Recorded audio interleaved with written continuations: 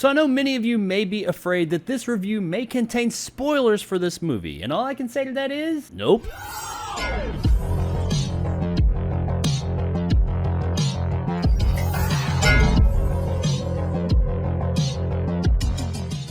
Nope is brought to us by director Jordan Peele and stars Daniel Kaluuya, Keke Palmer, and Brandon Pera. The residents of a lonely gulch in inland California bear witness to an uncanny and chilling discovery. So Nope is Jordan Peele's third directorial effort. And when it comes to Peele's films, up to this point, I've really enjoyed them. Get Out, pretty much everybody liked that one, and Us was a little bit more divisive, but I did still enjoy that film. Put characters in a situation in a confined area, and by the end of the movie, they get out and find out that it's actually a worldwide issue, and you've got me from the start. Now, his movies up to this point have skewed a bit more onto the horror side of things, but Nope is a little bit different. There's definitely horror elements here, but nowhere near as many as his previous efforts. This is much more a mystery film, and honestly, I was digging it. The first half of this film's 2-hour runtime is a whole lot of character development and setting up the story. And I've heard some say that they thought this part of the film was a bit boring. It was a bit slower, and while yes, it definitely is slower than the latter portion of the film, it was still really entertaining and interesting to me. We get to learn about Daniel Kaluuya and Keke Palmer's brother and sister characters through and through. We understand where they're coming from, who their family is, who they are as people, and what their struggles are. We're also introduced to some other characters and some other events that don't make all the sense in the world at first viewing. But as the film goes on and the mystery unravels, we do start to understand some of these scenes much more. For the most part, there is one scene in particular that, while I did like the scene and I like the background that it gives us to a character, I didn't really fully get why it was there. There is a possibility that is thrown out there that I think might be why it's in the film, but the film never really makes it totally clear as to why this scene does exist. Now, as I said in the beginning, I'm not including any spoilers within this video, so that's why I'm being kind of vague. Because there is quite a bit to be spoiled in this film, even with that really spoilery trailer we got right before the release of the film. However, for those that were wondering, while yes, I do still think that this latest trailer we got for the film does spoil or give away a bit more than I would have liked, it doesn't spoil as much as you think. The trailer is edited in such a way that it makes you think some things that might not be exactly as they seem. No spoilers, so you're just gonna have to take my word for it. Now, while the first half of the film is a slower affair, when we get closer to the end, things do pick up considerably. Well, I can definitely see why this would be seen as the more exciting part of the film, because it just is. The fact of the matter is, it wasn't the part of the film that I enjoyed the most. In about the third quarter of the film, we get some reveals, some pretty big reveals, and it takes away from the mystery a bit. Well, not a bit, it just totally takes the mystery away altogether. In all honesty, there is still a bit of mystery there for sure, but nowhere near as much as there was leading up to this. And while I know that we do have to find these things out at some point in time, the movie has set all this stuff up, it has to let us know what's going on, I couldn't help but thinking the movie just wasn't as interesting after we knew this. It's still a good time, and it is interesting, and I did overall like where it ended up going, but it's not nearly as interesting as in those parts when that mystery was still there. You didn't totally know what all was going on. Kind of a catch-22 when it comes to these kind of movies. The mystery is the really interesting part, then you figure it out, and it's whether or not that reveal lives up to the expectations that you built up in your head. And on that note,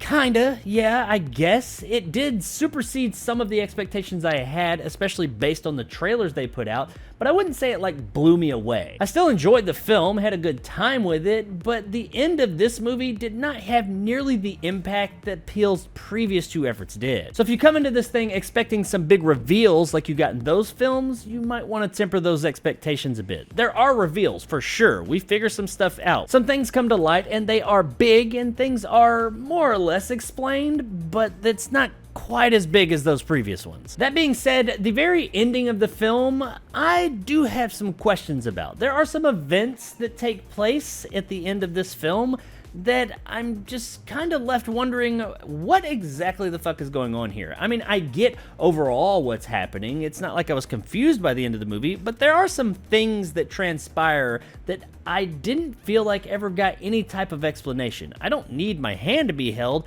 but we didn't receive any information that could lead us down a road to understand why certain things or people are doing some of the things that they're doing. This is really difficult to talk about, by the way, without spoiling things. Overall, story-wise, I enjoyed this movie. I do think it's worth checking out. I don't think it's quite as good as his previous two efforts, but it is still a very enjoyable, fun flick. Something else Peele's movies have been known for is the humor that he injects into them, and there is probably more humor in this film than his previous ones as well. Now, it's not like laugh out loud humor, or at least to me it wasn't, but it is enjoyable. There are quite a few funny moments in the film that I found myself smiling. And for the most part, it fits the tone of this film as well. However, there are one or two moments, especially closer to the end, and once you see the film, I think you'll know what moment I'm talking about, that tonally maybe don't quite fit. So much so that when a certain thing happened closer to the end of this film, I started to think, well, okay, is that what kind of movie we got now? Are we just totally changing the tone? That's not to say that the bit wasn't funny, because honestly it was, but it didn't quite fit the tone of the film in that moment. And that may have been the point, to juxtapose what was going on screen right then. I'm not really 100% sure. I do know though that it did stand out a bit. Not a deal breaker by any means, but it is there. Performance-wise, everybody here did a great job. This is Daniel Kaluuya and Keke Palmer's movie though, especially Daniel Kaluuya. This is more his movie than hers, but she definitely has a big role in it. Either way, everybody involved did a fantastic job, and I really enjoyed all the performances and the characters here. The only regret I have as far as the performance department goes in this movie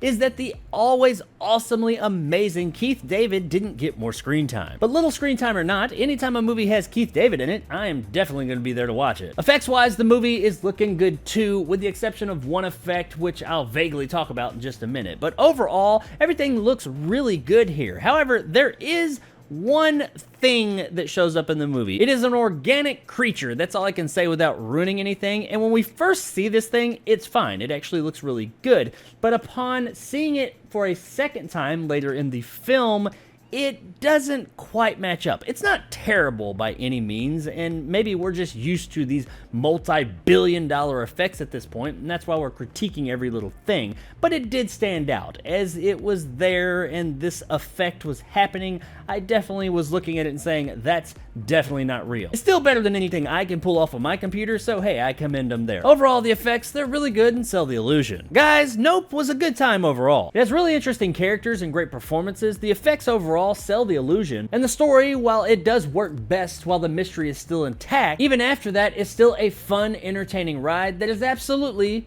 worth a rent.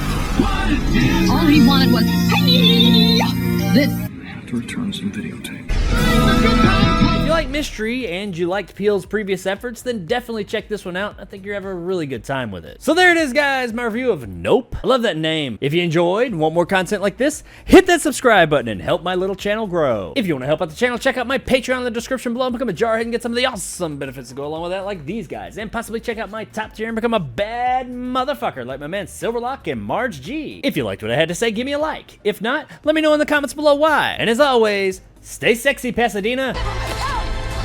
It's the one you never wake up from.